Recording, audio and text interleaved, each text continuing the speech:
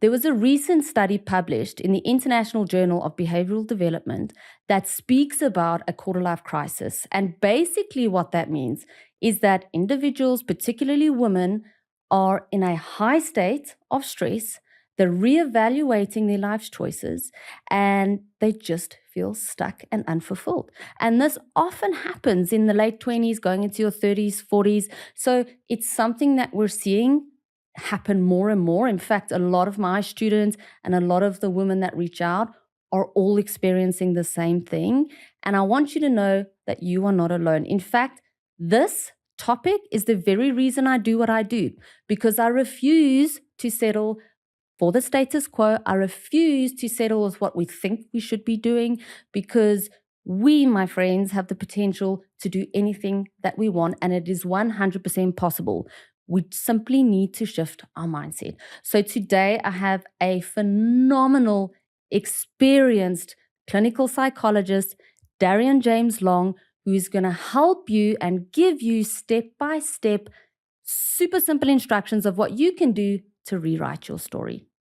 Darrian Long is an experienced psychologist. In fact, he has 2 masters in psychology, research, and clinical psychology. He's also a specialist in treating patients with trauma through EMDR, and he has a passion for identity, gender, and mental wellness. So my friends, you are in for a treat. I'm telling you that you can rewrite your story. You do not have to settle for the status quo.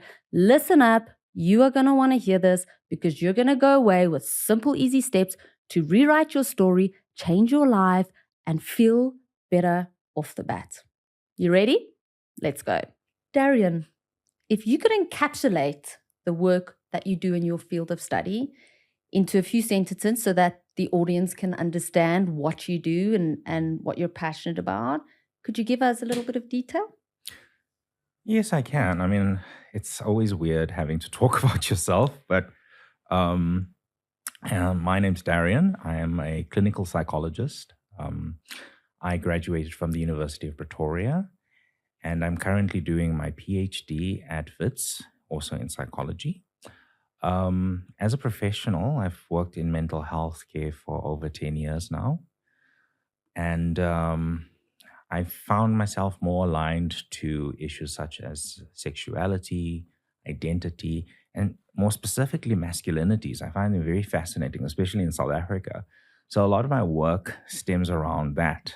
Even my doctorate right now, I'm looking at why male offenders choose to get married in prison. I don't know if I told you that. No, Yes. That's so interesting. Yes, I'm with a wonderful supervisor at the University of the Witwatersrand, and hopefully going to be done with it this year. So yes, that's a lot of my kind of like understandings and passions around the work that I do. I think the passion for it began in undergraduate studies, where I did a course in gender and identity at Wits. And sorry, I realized that a lot of people don't realize how complicated gender is. So as a psychologist, I thought of incorporating those elements into my therapy. And I also am a qualified trauma counselor. I do what is called eye movement desensitization and reprocessing, or EMDR. I think that's quite phenomenal in South Africa, especially because a lot of people cannot afford to be in therapy for long periods of time. This is quite a good way of helping shift trauma for them. Yeah. Love it. We had a quick discussion a week or so ago about sociological mindedness and where your interests are around identity, gender, socioeconomic factors, and how that shapes people's behaviors, their beliefs. And for me, it makes you such a good fit to be on the show. So I'm really grateful that you're here and thankful that you're here. Just because in our short discussion, I had a few mind-blowing moments. So I really would love to bring that to our audience, because I'm very passionate about women and the beliefs that we form based on our experiences from when we were growing up, to our social factors, our cultures, our beliefs. I call it the culturescape, so everything around us that shapes who we are. And I'm passionate about it because I sort of hit a crossroads in my life, probably around 10 years ago, where I thought to myself, I refuse to live and settle for the status quo. And I didn't understand why I wouldn't do certain things or achieve certain things. And through that process, I discovered it's a lot deeper than what we think. And bringing that to light and helping more women understand why we feel sort of unfulfilled and unhappy at certain points in our life and why we feel we can't progress or achieve our dreams is really critical. So could you just help us understand what sociological mindedness is and how you can help us understand how that fits into women that are feeling a bit stuck and don't know where to go from there and what could be the cause of that? Well, in a sense, it's not such a huge concept to break down. In fact, a lot of people probably know about it and they've interacted with it many, many times. It's what we understand the social script to be. Like what is expected of you, you know, as a woman. What is your role? What is your expectations? I'm sure growing up, Jenny, you must have had played with dolls and dressed up for parties in beautiful dresses. And yet, has anyone asked why? You know? And the same applies to boy children as well. And so when we look at these kind of ideas of society, there's expectations of gender that are placed onto you even from the time you are born, you know. And these scripts have been around for so long that people don't even realize that they're just add-ons. They're not natural. There's a woman by a sociological theorist by the name of Judith Butler, and she really argues the understanding between sex and gender. And essentially she says that gender is a social construct, something that has been made through interaction and norms, and it's therefore not real. It's just things that we say that we should be doing. And if you think about it from that point of view, it is quite liberating because it means that you can choose how to portray yourself. I love that. I love that because it means that you can rewrite your story. Bingo. And if I think back to when I had my daughter, so I've always been very ambitious. I have a dad that is an entrepreneur. He came from nothing and built a big business. And so from a young age, that's always what I aspired to be. In fact, I was 12 when I asked him how to start my first business. And I started my first business then. And he said to me, Jane, go out into the world, get experience, learn as much as you can when you're working, and then start your business. And albeit I had businesses in between that, smaller businesses, I did that. I went into corporate, I climbed quickly, I learned as much as I could, and I had amazing mentors. So I was really lucky that I could learn a lot really fast.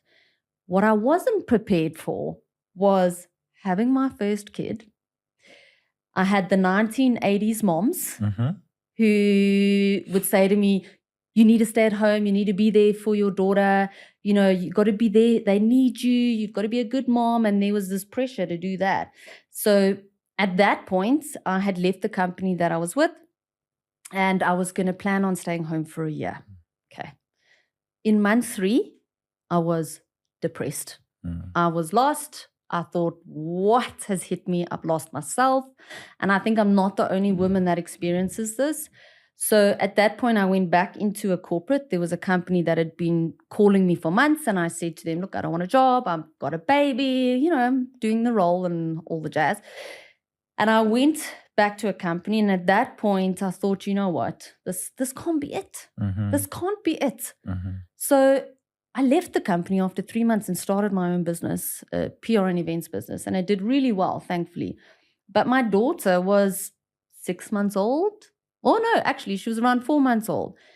And that transition was really hard because we have this historical pattern of women from the 1980s who all had children and stayed at home. And there's that belief that you're a bad mom if you want a career. Bingo, yes. You know, and that was a lot of guilt that I've had to deal with over the years. And I've had to learn to accept it and overcome it. And there's still times where it impacts me.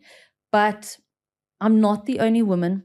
There are a lot of women that want a career but have this guilt that if they start their own business or pursue their passions and leave the safety zone of their company where they're at now, they won't be a great mom.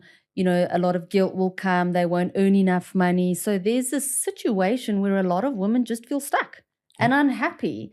And my theory is that if you are not fulfilled and happy, you're not going to show up as your best self for other people in any case.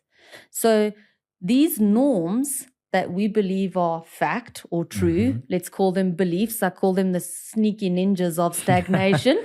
I mean, it is quite true. They are quite sneaky. Very, Insidious. because you're not even aware of them. Yeah. So a lot of the time I get women that will say to me, so let's say they're in an advertising agency. Okay. They'll say, you know what? I'm just not happy at my job. I hate it. They get Sunday blues. And I know that feeling when you have a knot in your stomach because you just cringe. Your job is not fulfilling in any way. They know that they're not one-dimensional. They have so much more to offer. And particularly a lot of the women that I speak to would love a decor business, home decor business. They're like, that's what I love. It excites me so much, but I can't possibly do anything more that I'm doing. I'm already working. I've got bills to pay. I've got life responsibilities and no time, and if I take more time away from my kids, I am a bad mom or so these beliefs that we form over the years, are they necessarily true? And how do we overcome them so that we move past our own mental barriers and beliefs? I mean, the short answer is no, they're not true. Yeah. But, of course, the impact of those beliefs are still quite felt by many people. I mean, when you grow up and you are told, as a boy, you must play with a G.I. Joe. Yeah. And as a girl, you must buy yourself a Barbie doll or your parents should get you one. You kind of have this script that's put out in front of you. And even if your parents are really cool parents who are not really focusing on gender norms and gender normativity, maybe they're one of those people who have had the privilege of going to university and they've said, I want to bring my child up in a gender neutral household. There are other agents within the social realm that do this gendering anyway. You go to school, your teacher says to you, Jen, your handwriting needs to improve. It's not ladylike. Yeah. You go to church, for some people who go to church, and it's kind of like you have this sense of what mothers' unions are like and what the men and the women must do in the congregation. You go to, let's say, your friend's place, and you get bombarded with more gender norms. So even if you are brought up in a society or a grouping that is removed from this, you're still impacted by the gendering process. And I suppose authoritative figures, when you're young, have a big influence on your internal beliefs. Especially if it's somebody that you look up to. Yeah. So you had this wonderful experience of a dad that said, listen, go out there, stake your claim. Yeah. See what you can do. I will support you. Not many women and girls have that experience. But I had my mom on the other end who became a stay-at-home mom, and she regretted that. Yeah. To this day, because she felt she never grew and had something of her own that she could be passionate about. So I guess that showed me what I didn't want. But she too still has that belief that it's right. Jen, you're always working. And so, and I think that pressure, now that I understand it, I'm okay if other people don't agree with it. Yeah. I'm okay. I am a career woman. I'm ambitious, but there are many women that are still stuck in that role. But what's challenging is now you've got two people in the household working. Women are caught between their careers and wanting more, but now you're older, so your life responsibilities also increase. And that's something that I believe impacts a lot of women as well, because online, firstly, 70% of the coaches or online courses or advice are written or produced by men. I don't have any issues with men. I love men, but it's not relatable to women who have more life responsibilities and these beliefs that are formed from when we're young. Yeah. And so for me, my goal is to say that it's okay to be a career woman. It's okay to have your own business, and it's very possible To have if both. that's what yes, Yes. 100%. And you can still be a good mom and run a business. Now, there has been times, and I'll give you an example, and I want everyone to hear this, because a lot of the time I get the question, how do you do so much and do so much with your kids? It is not perfect. Yeah. There are times where I have forgotten my kids' picnic at a picnic school lunch. I've mixed up days for appointments at the school. And I used to be really hard on myself, like, oh, I'm not a great mom. Like, it is impacting the kids because I love work so much. So there are times where it's challenging, but does that mean we're a bad mom? Well, I guess let's answer the question with another question. I know people are irritated by that kind of approach, but here's a lovely one. Have you ever seen your husband doing these roles and having problems with it and then said to him, "You're a bad dad"? Good point. You don't do that, do you? No. Because the gender norms that I'm speaking of kind of allow for men to have that privilege, to have it all, to be away from their families, Wow, that's to true. have these multiple things happening at the same time. And we call them industrious, we call them go getters. But as soon as it's mom that's doing it, it's like, oh, you need to take a step back, you need to calm down. Jeez, What is going to that's happen to very your true. kids if you're not available? And so moms and women are caught in this dynamic of, you're damned if you do, damned if you don't. And it's always been for the privilege of men, Like, Yeah. if you think about it, women are the majority in the world. And here you are making a lovely example of courses being written by men for everyone else. I mean, Yeah. myself talking to you today about this topic is also a problem, because how dare I speak about women? Yeah. Yet we are the ones as men who have persecuted women. And so we have to take the acknowledgement that it is our patriarchal discourses, our toxic masculinities that have imprisoned not only women, but ourselves as well. Yeah. Because what if I want to be a stay-at-home dad? What Yeah. if I'm brilliant with my kids? Yeah. What if my wife is very industrious? What if my partner is very industrious? Why is it that these gender norms structure our social interactions? And we Yeah. don't question it. The minute you do, I mean, for instance, I don't know about you, but like I can imagine that if a girl child wanted to wear jeans to church, it's not, when I was growing up, my sister was not allowed to do that. My mom would be like, no, that's not appropriate. Yeah. You can't even blame them, because that's the discourse that they were brought up on. Yeah. So, looking at what you're establishing here about women trying to be more industrious, a lot more driven, it almost seems like a glass ceiling, because the scripts are not available. And for those women who have achieved it, we always have to attack their character. 100%. Yeah. And that's such a good point. I think, particularly, I can speak from my experience I've been in very male-dominated industries as well as female. In the industry that's male-dominated, I am perceived as very feisty or forward, because people just assume that women will be the nurturer and really gentle. So that's an interesting dynamic that happens. And I wonder whether this influences women's confidence. Of course. So perhaps what we see as, let's say, our dream of building a business, there is so much anticipation built around it that a lot of women that want to start their own business, let's say it's a decor business or a pharmaceutical business. I have a student who wants to run a hotel, and we build up so much hype and anticipation that it becomes this very big thing in our minds. that it becomes so big and scary that we actually step back and do nothing.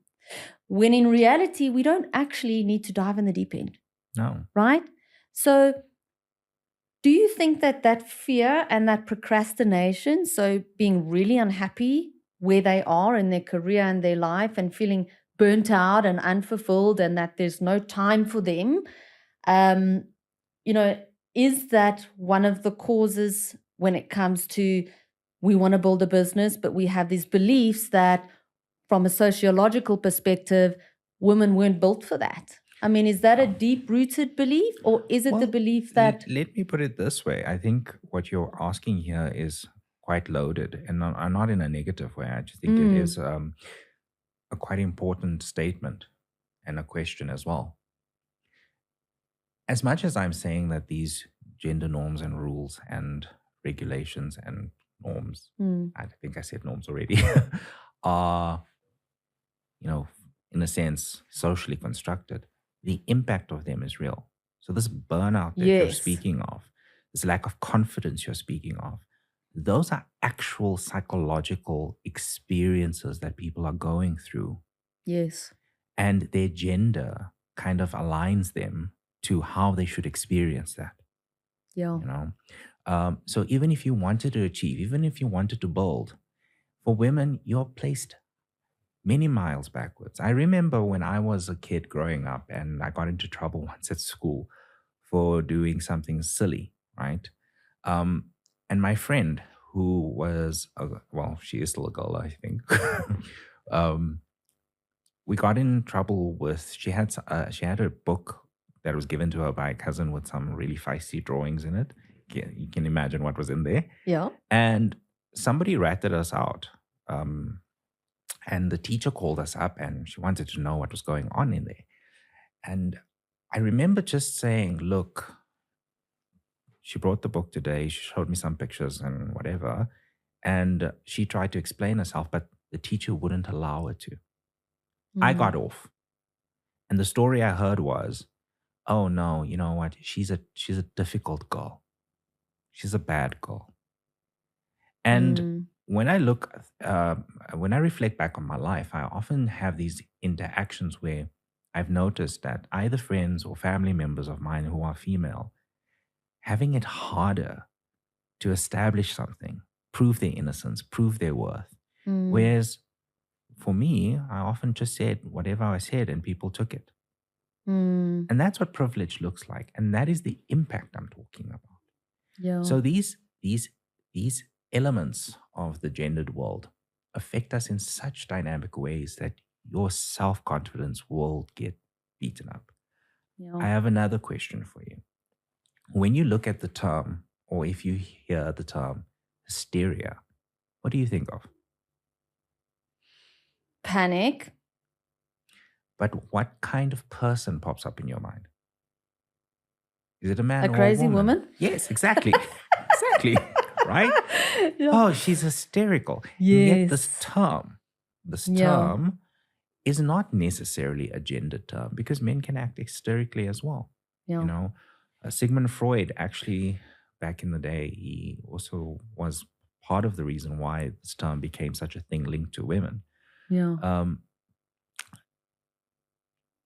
The sciences that were coming out at that time, psychology that was coming out at that time, their test subjects were women and poor people, Wow. people who did not have a voice to stand up and say, not in my name, I don't like this. This is not for me. And so they were the subjects of a lot of experiments, a lot of discourses that were placed on them. So it was skewed. It was skewed Essentially, from the start, yes. research was skewed. Yeah, bingo. Yeah. So psychology, everyone thinks, oh, it's a female-dominated industry. No, it's masculine. Because if you see the founders of psychotherapy and psychology, most of them are middle-aged white men. Oh, yeah. Right? Freud. So on the surface, we have these lovely ladies doing psychotherapy, but the fact is, its development was always masculine. Yeah. That's mind-blowing. The one thing that I'm cautious of is there definitely is a sense of inequality in corporate. And I'm going to give you an example. I've never been one to say that because I'm a woman, I'm disadvantaged, okay? Because that victim mentality and victim consciousness is a way to just give away your power, right? Because if you're always a victim, you don't act and behave and do the things that you should to move forward, right? But there was an instance when I started in a company once, and the guy said to me, "Sure, I'm quite blown away. I didn't take you seriously when you started because you're a woman and you've got kids." And that's not only insulting, number one, but that is the stereotypical view that a lot of people have. Now, the question that I have is, how present is that disadvantage, or is it women that have the belief, and it comes from the inside out, that they can't do more and be more? And I'm going to give you another example. I must have been around 25 or 26, can't remember. I hadn't had my first kid yet, and I grew quite quickly in the company that I was in. I was in a cosmetics business, had a very good relationship with the owner of the company, and I felt I wasn't paid enough. Now, because of the lack of confidence and the self-doubt, I was mortified when I had to ask for an increase. Okay. So now I go have a meeting with the CEO. She says, "Come and meet with me. Let's have a discussion." Now, in my mind, I'm a victim at that point. I'm not paid enough. It's rubbish, blah, blah, blah, blah. I'm blaming the world. When in the end, she actually said to me, "Give me your number. Whatever you want, I'll pay you. Give me your number. I'll get you an assistant. Tell me what you want." I still went in with a very low number. And I came out of there really angry at her because I felt shafted. Looking back, and hindsight is always a bitch. Looking back, I now realize it actually was me. I think your question is quite complicated. And it's complicated because this is the reality of gender. It's happening structurally and it's happening intrapsychically. So at the same time, we have these systems that promote the idea that women cannot be more. Okay? They don't do it nowadays as overtly as they did when we were growing up. Yes, Okay? yeah. I was actually thinking about it the other day when I was like, oh, we don't use the term air stewardess anymore, you know? Yeah. Okay. Thank the Pope, But in a sense, these systems were very overt when we were growing up, but now they've become quite covert. So it's not in your face. It's always behind closed doors. The male colleagues will go and have a beer together.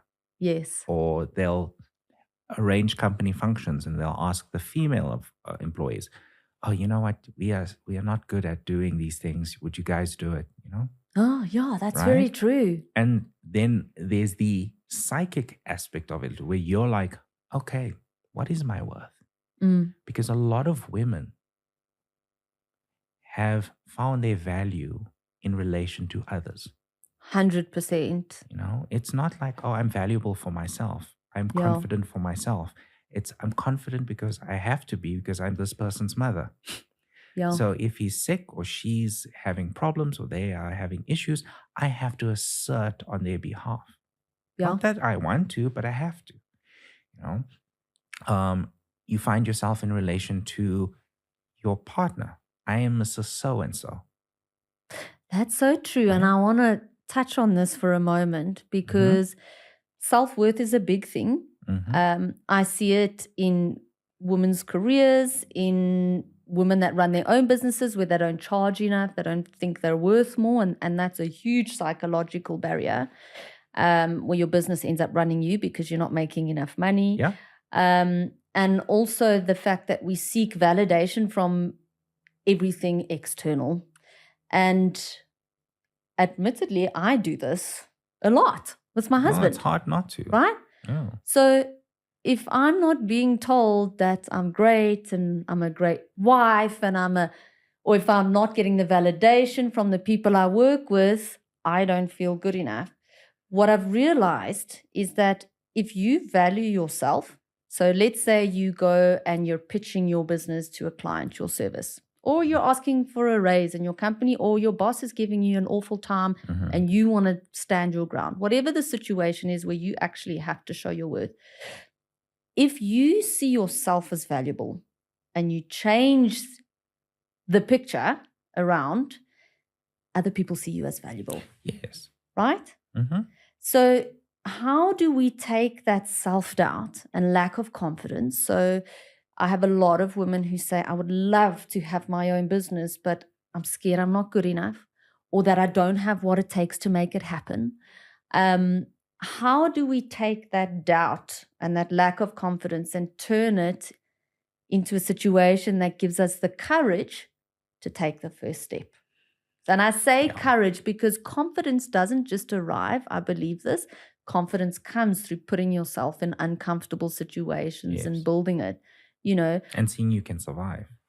I didn't die today. I just had a conversation. Did I die? No. So what can we do to build that confidence and start to see ourselves as more valuable rather than waiting for external validation to feel that way? So I think that the easiest way to answer that question is to start off with the brain. Okay. Yeah. So the brain is a very lazy thing. Once it's learned something, it will repeat that thing, even if it's not as useful. So if you think about it, somebody says to you, I lack the confidence and the courage to do this. Okay, have you done something like this before? No. Okay, you haven't done something like this before, but do you have the capacities? Let's think about it. Ever in your life have you done A, B, and C? Yeah. E, D, and F. Did you survive? Yes. So therefore you have the capacities. You're only going to be using it in a different environment. So now kind of getting the brain to shift that focus requires intervention. Yes. And I think that's where the value in therapy comes in. And not everyone can afford therapy. One of the biggest population groups that are affected by our conversation today are females of color. They struggle. So me saying, therapy, it's Not something that's everyone. not available to everyone. Yeah. And sadly so. Yeah. But therapies don't always have to be psychology. Yes. It is getting involved in your communities, getting involved in with like-minded people, finding healing in safe places to try something new. Yes. Yeah. These different shifts in your actual experiences will help you garner that energy to take the brave step. Yeah. Because I'm of the belief that healing always takes place in places of safety. You're not going to try something new if you don't feel safe. 100%. Yeah. But when you're with people who believe in you and trust in you and are willing to help you, you'll be amazed at how much change you can have. How do we find that? And the reason why I say that is because I had an interesting conversation with my husband. I find it very difficult to find groups of women, despite the industry that I'm in, that are in that space and wanting to meet and change their future. You've obviously got a lot of huge platforms online, Facebook communities and that sort of thing. But are there spaces where there's groups of women that feel safe and are ambitious and have the same goals that you're aware of? Because personally, I find it very difficult to meet women in that sense. The only way I've done it is through obviously Mindbean and the courses that I offer. But I'm going to give you an example. So a lot of, say, men go for golf days. Yeah. What do women do? We don't go for spa days. So where do female entrepreneurs and career women meet? Where do you meet them? Because I sure as hell don't know. I think it's a market or an area of the market that is underexploited and under-resourced. You have these apps like Meetup and stuff like that where you can coordinate such things. But because, as you said it, the discourse is men go for golf days, and that's where they meet partners and stuff like this and do their mingling and get associates, Yeah. The same kind of value system is not, I believe, not as available in South Africa. So I think it's something that we need to develop. you know, because the discourse or the ideology that's out about women is that, as you said, let's go and have a spa day, or Yeah. let's meet up. But yet, at the end of the day, other organizations that are not driven towards like corporate do exist. Yeah. I mean, if you think about it, in your communities, there are things like mothers' unions, you know. If those kind of things can actually exist, then the potential for other unionships can exist as well. Yeah. The question then is, why are women afraid to do that, to create solidarity?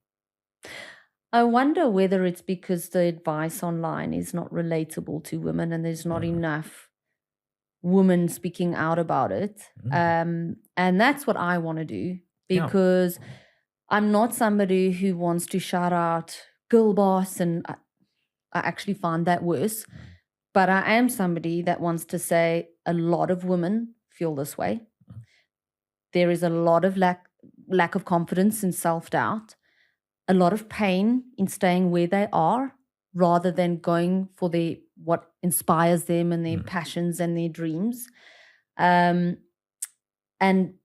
for me, that is to show everyone that it's okay, because not enough women are talking about it. The one thing I do want to touch on before we carry on is, in terms of building the confidence and taking those small steps to look at, are there experiences or instances where you have achieved something that proves your belief wrong? I want to just touch on an example of that so that it's really practical. Yeah.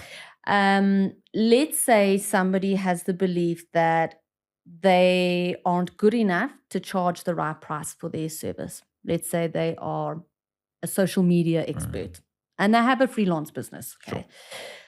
Now, in this situation, what I like to look at, and I look at it as if it were a table. So let's say you've got your tabletop, which is your belief.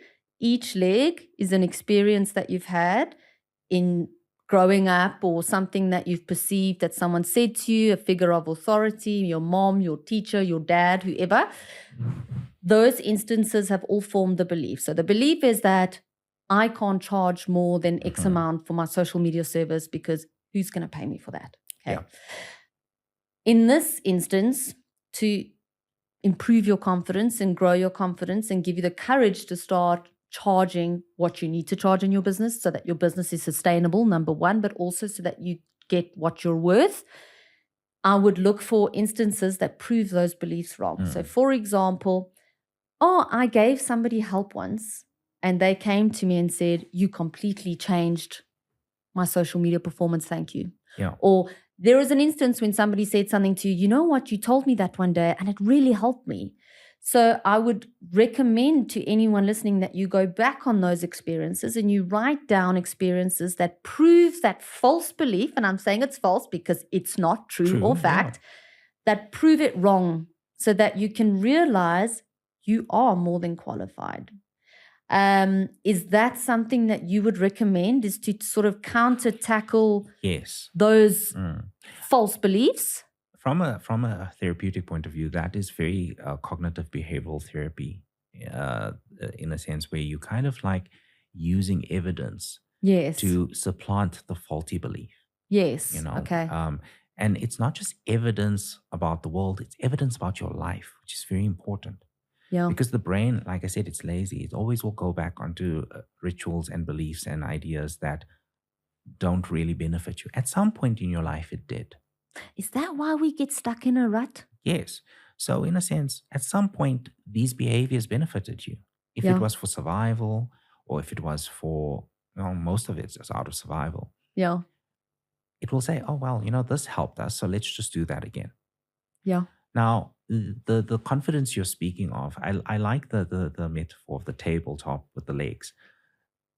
If you consider it, how many times did you have growing up where mom and dad or anyone who's looking after you said, good job, you did us proud, versus your brother or a male relative.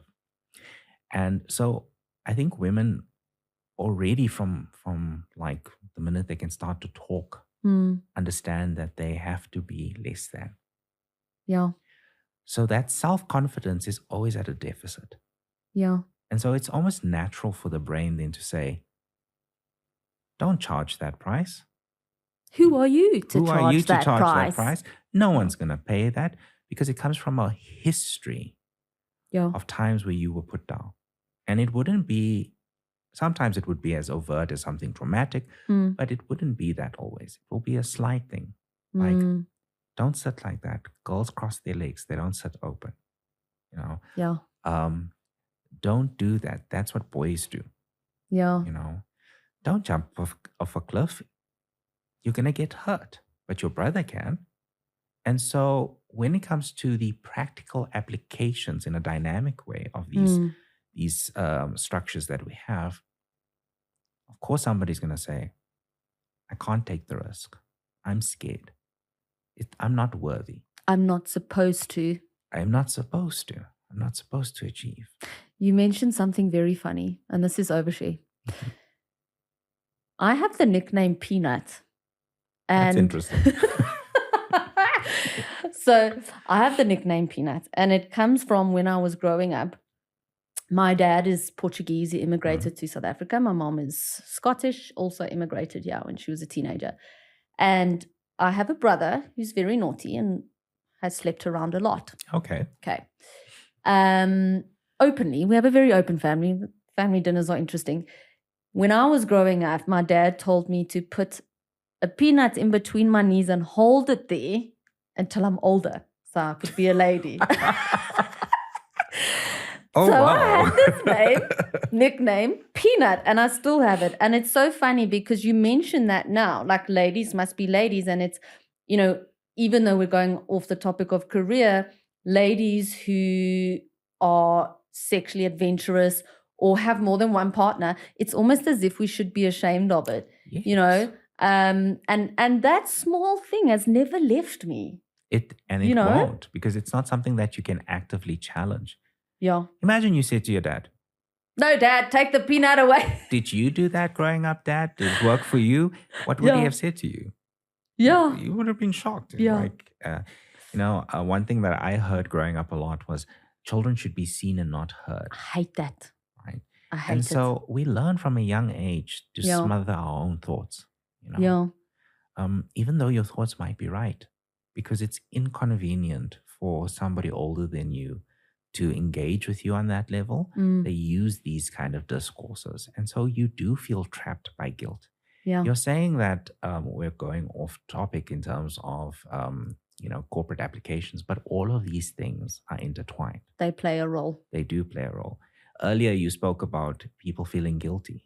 And I think that is such a psychological trap because we all know what the feeling of guilt is. It's natural. It's a human experience. If you've done something wrong, you need to take accountability for it. You're going to feel it. Yeah. You're going to know it's you. Yeah. Even if you want to lie about it or pretend otherwise, you're going to know it's you. Yeah. But the kind of guilt that I think you're talking about, Jennifer, is something unique. It's a guilt where you sit and you mentally catalog everything you could have done over the last day, over the last week, over the last year that could possibly account for why this person is treating you that way, why this person is saying that about you. Yeah. And so you manufacture relations that don't really exist. Yeah. Just so you can take responsibility for whatever that person is projecting onto you. Whether it's a want or a desire. And that is just manipulation. Somebody's manipulating you to do what they want you to do. Whether it's your boss or your mom or dad or your friends. Yes.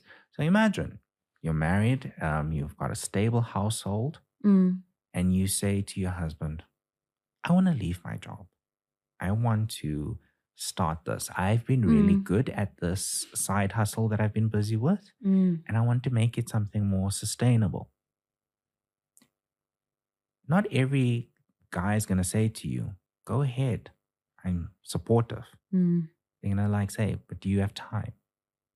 Yeah. No. Well, then that's a really important thing you just mentioned because a lot of the time I get women saying to me, I don't have the time. Now, this is a much deeper conversation because I question whether it's guilt or whether it's lack of time. What I see online is that a lot of coaches and entrepreneurs, there's two things that they promote. The one is you don't have to work hard to build a business and you can work less, earn more. Yes, there are ways to do that, but I do believe it's a very glorified vision or idea of what being an entrepreneur is. And I think a lot of people have the misconception of what it actually takes to build a business. So my aim is to show the real journey and the one that's manageable, because it is possible, but it takes a shift in mindset. The other side of it is the hustle culture, right? So a lot of people in your 20s have a lot more freedom when it comes to time, less responsibilities. When you go into your late 20s, into your 30s, you, number one, on the positive side, have you worry a bit less what people think, and you realize that you've stopped growing. Okay. And we can talk about that. But the challenge is your life responsibilities have increased. Yes. And you've got mortgages to pay. Whether you eat, some women have families, some don't. But either way, it's a lot harder to put time into something and resources because your responsibilities have increased. Now, I believe it's very possible, and I've done it myself, and I will keep proving it to show other women that it's possible. But it takes a different way of thinking. Yes. And it takes a lot of internal work. So anyone that promises any woman 10 steps and you will get X is talking bollocks. Okay. I agree with you. It's bollocks. Because if you don't fix your inner world, there is no ways you're going to achieve what you want to, because in essence, we are our biggest obstacle, right? I think you're quite right on that. And I think it has to be an inner journey. Yeah. You know, it's taken you a lifetime to kind of get to this point where you don't believe in yourself. It's going to take long. Not as long as it did to get you to this point, but it's going to take long for you to rewire those thought processes. Do you think we stop growing? No, Do you we think don't. so do you think that when we take on more responsibilities in our lives as women and we have full-time jobs and everything else, we sort of wake up, our quarter life crisis, call it that, and say, what have I done with my life? And I question whether we stop having the need to grow and being open to growing. We kind of shut it off and we think we're safe. The challenge with that is, and I'll give you an example. I had an email in Mindbeing that went out. And the title of the email was what one of my students said. And she said, I just can't take another year of doing this. And the results were huge. And I think that resonates so much, because the reality is to stay where you are is more painful. And I want everyone to understand this. It will get so painful that you'll be forced to move. Yes. The challenge is a lot of women are quitting at the peak of their careers because they don't know what other avenue there is. For me, it's not necessarily about plunging into the deep end. I believe that, and I have a script that I always talk about, it's if it gives you energy, give it back. Yeah. Those are the breadcrumbs to start growing. So if you want to start your business and you feel trapped by all the responsibilities, you feel like you have no time and you've got all those beliefs that are causing you to stay stuck, the first step is not a huge step. You know, if there's a dark forest, all you do is take a step forward. So take a class. Yeah. Take a course. What do you have that's going to, or should I say, what do you have to lose? In a sense, a lot of people have that fear that says to them, if I try this and it goes belly up, what then? Yeah. Well, what if you get fired? You lose your job. You're still going to have those responsibilities. You're still going to have the admin around your life that is difficult. Yeah. In essence, that's the worst case scenario in those kind of arguments.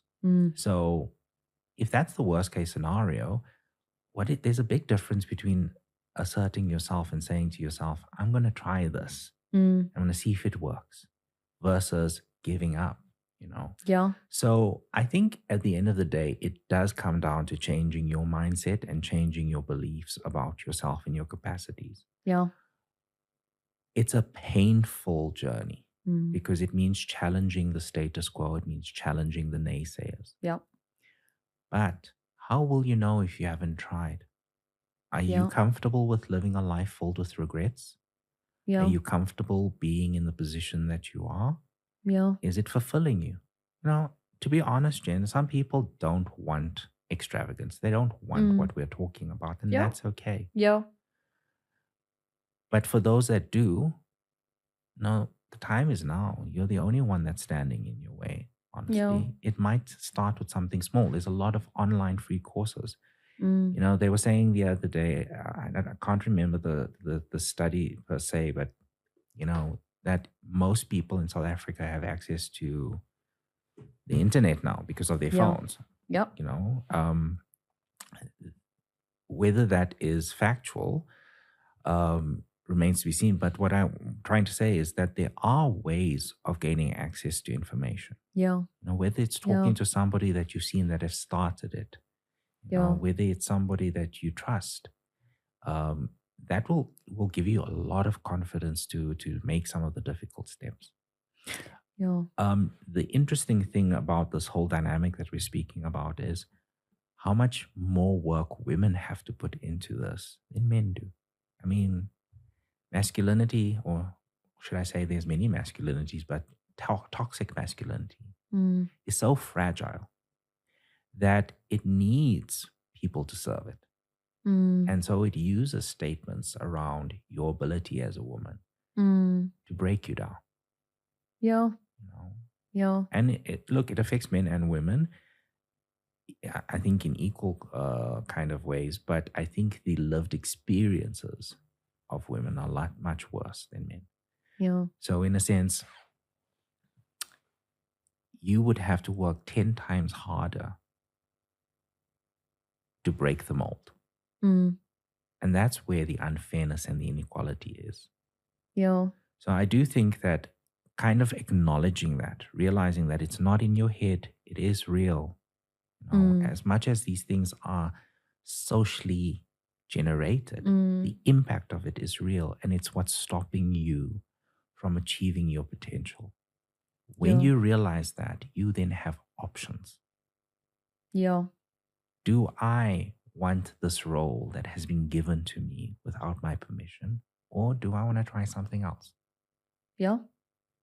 And it's interesting because what you do realize is that when you bend the rules that were created by us in the first place, when you bend them, it's quite surprising how easy it is to bend. Mm-hmm. So I tried an experiment, and I encourage everyone to do this. When you want to negotiate something and you want to earn more money, just go in with double the number, literally, and don't flinch. Mm-hmm. And when you do that, you'll see the other person doesn't flinch. And I tried that. I always used to struggle with charging enough, whatever. Now I don't, because I did it once, I did it again, and I realized how easy it was to actually just bend the rules. So we get to choose, we get to make that change, but it doesn't always have to be a huge, overwhelming leap. You're not going to add more to your plate every day. Just do something small. Mm-hmm. And if you have a lot of life responsibilities, let's say you're a mom, it's okay, or even just a woman who's working a full-time job and you're building your business on the side, you can manage your time. You don't have to say yes to everyone. Yes. Especially right? people who don't add value to your life.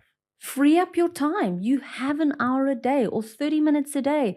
I had somebody that said to me once they didn't have time to go for a walk, and they were upset because they were gaining weight and they worked so hard that they felt really bad taking more time for themselves. The problem with that, and you and I touched on this the other day, you deplete your reserves. Mm-hmm. So now you have a job that doesn't fulfill you, drains your energy. It's an energy vampire, right? You then know that your health is not in check. Yes. And it's important to you. You want to make a smoothie in the morning, you want to go to Pilates or yoga or even go for a walk, but you don't do that because you put everybody else first. The problem with that is then you don't show up as your best self for your friends, for your family, if you've got kids, for your kids. So I do want more women to know that it's okay to do that, because if you do that, you will actually show up as the best version of yourself for other people. Touching on that conversation we had, um, there's another sociological theorist by the name of Ali Russell Hochschild, if I remember the name correctly, who speaks about emotional labor, but she specifically speaks about emotional labor in relation to the workplace.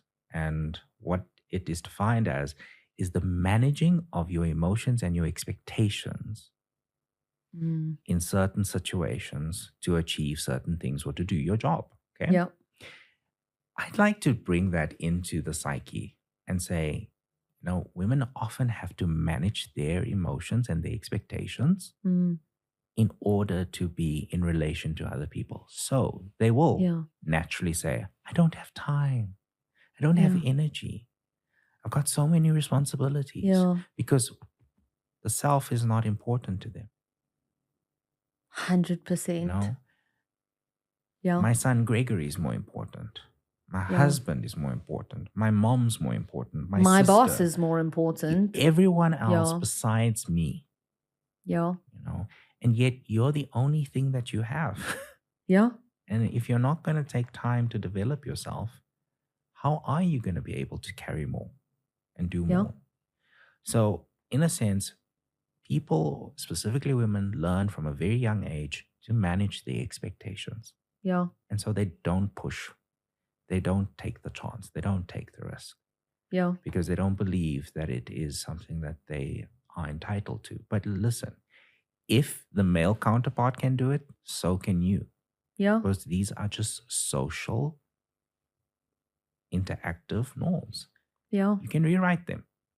So practical steps, if you want to rewrite your story and you're in a situation where you're not fulfilled by your job, you get home and you have no more reserve. You are switched off, maybe crabby. I've had those days. You're not fulfilled by what you do and you're looking for more passion and purpose in your life. There's a few simple steps essentially that we need to take. Number one is to look at your beliefs, okay? Your role. It's okay to be a career woman. Yes. Right? It doesn't make you a bad wife, partner, friend, daughter, whatever relationship you have with other people. And looking at examples of when you had a certain belief about yourself, maybe that you weren't good enough, look at conflicting experiences that prove that belief to be false. The second thing is to take away the overwhelm and that false sense when it comes to lack of time. And to me, there's two quite obvious steps there. The first is small steps. You don't have to up and quit your job and start a business and pay your bills. Don't do it. I don't recommend that because it puts unnecessary pressure on your business. Yes, it does. Right? Does. So take a small step. If you love interior decor, just create an Instagram profile and get 3 or 4 items. If you want to start a hotel, study a hotel course. Don't do a whole pitch, up and quit your job and go start it. Don't make it into a huge mountain because that's not how building businesses happen. Very true. It's one step at a time. So just dabble in what inspires you and excites you. The other side of the time is to learn to say no. Yes, and that's a difficult one. Very difficult, but you get used to it and it becomes easier. So what I often like to encourage women to do is to say, right, what are the 5 most important things to you in your life? My health, my friends, or making examples, my career, and my passion for decor or social media or whatever their business is. So when you have that, and maybe you have kids, right? Everything else essentially that doesn't fall part of that critical list falls away. You got somebody in your office who comes and talks to you for an hour. Waste your time. You end up working at home. And you told me this once when we had a discussion. It's okay to say, I actually really need to get this done. Can we speak at another time? Or you have your family. You have to come to the dinner or the event or whoever's birthday and Arthur and Martha. It's okay to say, guys, I would love to, but I can't. Yes. I'm working for 2 hours on my business. And then for the rest of the day, I'm going to be with my kids. And when you start to do that, the people close to you might get annoyed in the beginning because they see it as a rejection against them. Yes. Right? But what I found is they get used to it after a while, and then they stop asking. They stop getting pissed off about it. Yeah. You know? Or they'll be thoughtful enough to say, I'd really like you to come. Do you think you've got time in your schedule? Yeah. And I mean, that's all we really want, hey, is the option. 100%. And I think those boundaries are so useful. I mean, there's certain careers that I think people just get into just because it's easier to build a boundary. Mm. I mean, I've had a few clients who have told me that they've gotten into being a doctor or being an accountant or a lawyer. And the add-on is that they don't have to explain why they can't make certain things. Yeah. Well, we stop apologizing. Yes. That's something that I found is really helpful is I've stopped apologizing for what I want. Mm-hmm. So I used to feel quite ashamed, and I think a lot of women do, that I want a career. I don't want to be a stay-at-home mom. Some women love it. People must do what they love. It's not for me. And now when people question me and what I'm doing and how do you do so much, how do you find time for your kids, I don't apologize. And I don't apologize for asking the right price, you know. And with that comes the person on the opposite end accepts it. Yeah. Right? I also think that it's quite difficult for certain women, especially those who, because not everyone knows when they want to do something. We grew up with this social scripting saying that, by 18, you should be done with school. And then by 21, you should know what you want to do with your life. Yeah. And then by 23, 24, you should be thinking about getting married. And by 27, you should have had your first child. 35, you're getting old. Clock is ticking. And if you haven't achieved this, then you're failing. These rules were made for you to fail. That's such an impactful statement. A lot of people have they cannot achieve these norms. And then there's this sense of failure. Yes. I have a lot of female friends, and we're all in the ages of 35, 36 to 40. And one of the most common phrases that I hear is, I'm not married yet. My career's like, what have I achieved? Bingo. And who made that rule? I often speak to the guys at, as I said to you a while ago, I work at correctional services as well. And I normally say in my therapy groups, these people who taught you those things, those old wise men, are they in your community or are they sitting in a mountain somewhere in a cave? Do you know what they look like? Have you seen their faces? Because I haven't. Yeah. And people just start laughing because then they realize that these social norms, these discourses don't really have a face. Yeah. Or an identity. Yeah. But they're things that control us. And I think for a lot of women who maybe come into this space later, maybe at 40. Yeah. I know that's a big one, 40, 45, where they want to do a career shift. It's kind of like, how can I do this now? It's profound and it's scary. And it's scary. It's scary. And I think a lot of them struggle with that kind of shift because this is who I've been. And because this is who I've been, my times, my interactions, my limitations have been placed on that part of my life. Now I'm shifting and now I'm going to have less time for other people. I'm going to have to be more special, not special, but rather more limited on what I do and when I do it. People are not going to accept that. But it's like we said earlier, the more you put out that no, the more the boundary will build and the more people will understand. 100%. And I think, I often get the comment that when women are changing a career, specifically, I have a cousin that was looking at this and she was heavily involved in OT and realized actually her passion is baking and she runs a baking business. And she's like, but I've spent all these years studying and it's all going to go to waste. And I just want to say that it never goes to waste. No, it doesn't. Because every experience you have, I've had multiple businesses. Some worked, some didn't. But every learning that I've had along that way has gotten me to where I am now. So it's never a waste. It's never too late. Who says you have to stay in the same career, whether you're 40, 50? Who says you can't start a business at 60? Yes. So I do think it's about questioning those social norms and what's expected and know that that is a rule that was made. Who says it's true?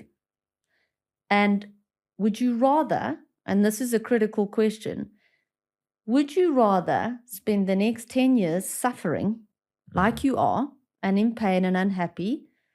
Or would you rather take a chance and start doing things? Again, you don't have to plunge into the deep end, but live a life where you say, you know what? I tried this and I'm so glad that I did because now I'm doing what I love, right? Yeah. So it is that question. And the last topic that I want to touch base on, which is around passion, because this is critical, and purpose. And I want to touch on this because a lot of the time and a lot of what we see online is that there's this search for purpose. Okay. Purpose is a big word. I actually don't like the word, although I use it a lot. How do we find more purpose? Because a lot of the time we get into this quarter life crisis. We think, what have we done with our lives?